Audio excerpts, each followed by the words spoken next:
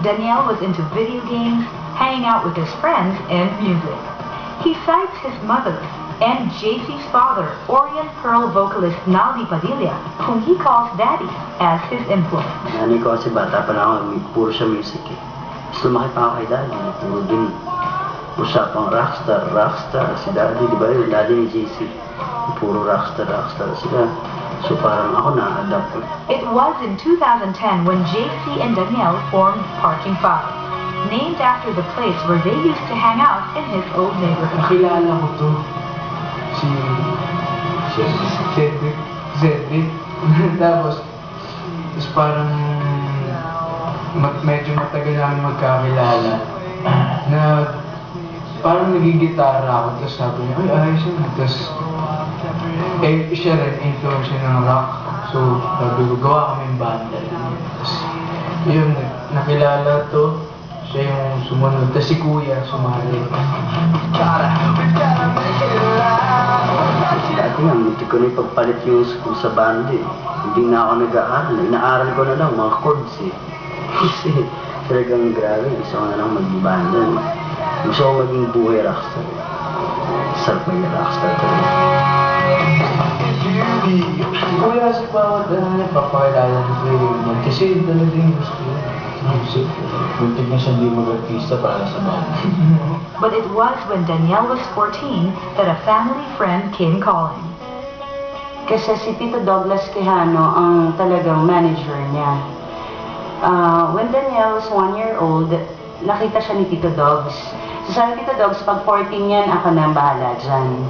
So 3 years ago, kasi tinawagan kami Tito Dogs, sabi niya, oh Carla, magkita tayo tomorrow sa ABS, Star Magic, kasi si Daniel papagosi natin. Okay, Tito Dog. So, dumating kami. Tapos, okay naman. After 2 days, namatay kasi si Tito Douglas. So, talagang, para sa akin, para talaga to sa kanya eh, yung nangyayari. Kasi, kumbaga tinupad ni Tito Dogs yung pangako niya. The teen wasn't too sold on the idea of showbiz. Sinabi ko na sa kanya eh, dati pa, na ayoko mag-artista.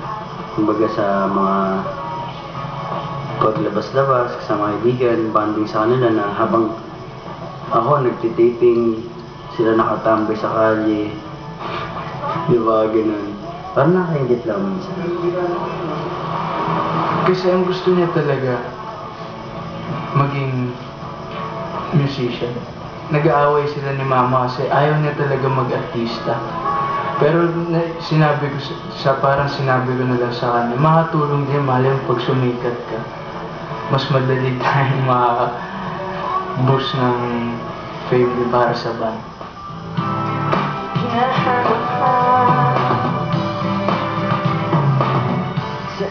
Daniel finally relented. His first project was Gimmick 2010 as Daniel Ledesma. Kasi gimmick, wala pa eh, tutoy pa ano eh. Iniisip ko lang magtaguan, makipagbangsak sa mga kaibigan ko, wala pa akong balak magkapera nun. Sabi ko, ba't pa ako nandito? Ba't pa ako nagtitaping? Dapat sa bahay lang ako, tambay na lang ako. Every time pagdating taping, gusto ko na agad umuwi eh. Daniel sought advice from his father, a veteran in the biz.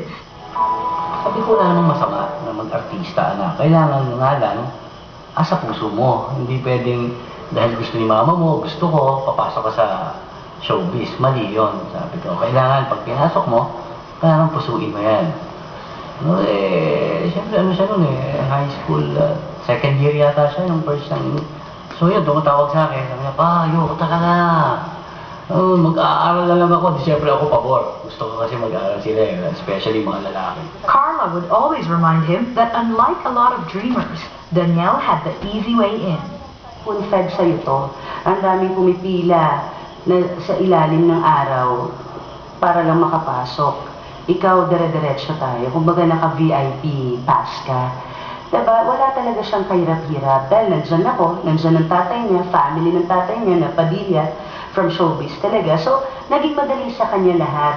So, ang lagi ko lang sinasabi na kailangan mo itong i-value. Pahalagahan mo to kasi yun nga, maraming may gusto kung nasaan ka ngayon. But things didn't really pick up after Gimmick. Hindi naman agad-agad si DJ naka-take off. Kasi bata nga, alanganin yung age, ganyan, 14. So sabi ko, sige anak, okay lang. Hintay na lang tayo ng right timing. It wasn't a disappointment for Daniel. He just went back to the things he missed most, hanging with his friends and music. Yung ginagawa na basketball. PS3. After the break, opportunity comes knocking again for Danielle. This time, the team is ready. So, wala akong magsorry sa'yo eh.